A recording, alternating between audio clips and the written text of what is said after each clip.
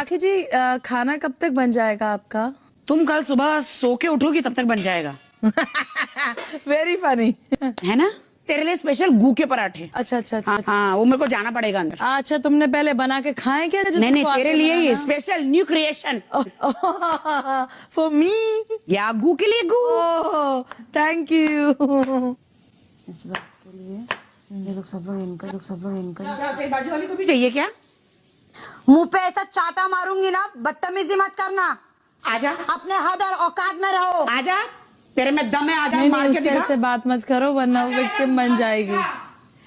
उधर से फालतू बात मत कर, चुड़ैल वाली। आप अपनी हिम्मत फालतूगिरी है, मत करो। आके दिखा, वरना बोल मत, तेरी फालतू के गिदड़ बपकिया तेरे पास रहा। Swear on my mom, मेरा मन करे एक फन करके बजाओ। है, मेरे को मन कर रहा है तेरे पे हक दूं इतना, गू की गू वाली शक्ल की तरह।